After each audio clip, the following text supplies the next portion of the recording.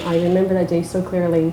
I was at a friend's house and my mom called to tell me the news, and I was so excited. I naively thought that, well, this is it, the cure is coming, give it 5-10 years, and then CF will just no longer be part of my life, and I can be so-called normal.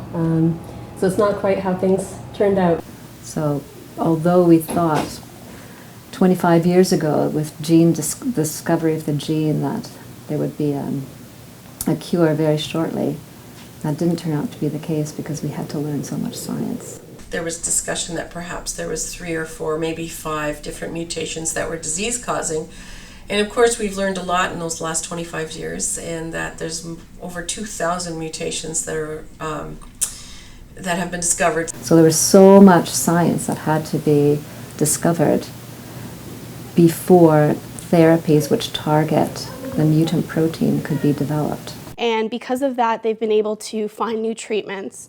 And one of them being Kalydeco, which is a new drug they've discovered, which I'm fortunate enough to be on. I still have to do treatments in the morning. I have to do 2 nebulizers, and I have to do physiotherapy.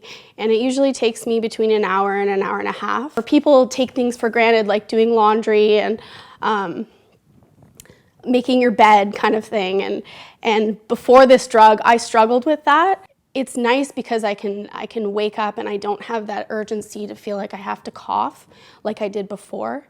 And basically my lung function has increased and my weight has increased, and I just feel amazing, and for that I'm truly grateful. The bottom line though for me is that there is always hope. There is always something happening. There are always dedicated people working to try and find an effective cure or effective control, or ultimately a cure for this disease, which is so difficult to live with and to manage, and on an emotional level really takes a significant toll, never mind the physical levels. For me, living with CF, I think, comes with some personal responsibility.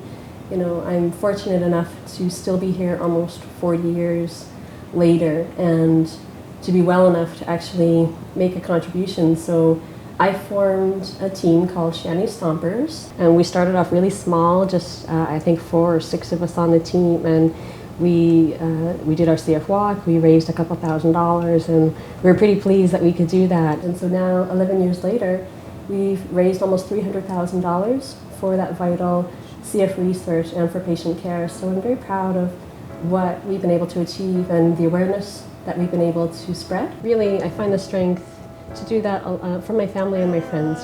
I have an incredible support system who love me and support me in every way. And I think of all the friends that I've lost to this hateful disease, and I don't know why they're gone and I'm still here, but I suppose one day I'll figure that out. But I need to honor them, and I need to be strong for them, do the treatments every day, never give up, always look forward, always look positive, and remember them, because I'm lucky to even still be here at almost 40 years of age. And I know that. I know how blessed I am, that I have an abundance of blessings in my life. So these reasons all drive me forward. But I often think of the way in which I first encountered cystic fibrosis in the person of an individual who needed more to be known about their disease. It was about trying to find answers for those thousands of kids and young adults who were stricken with this disease, not of their own making, but because the genetic dice had been thrown in that particular way, and who deserved the best and brightest minds to try to come up with better answers. And there's still more to come.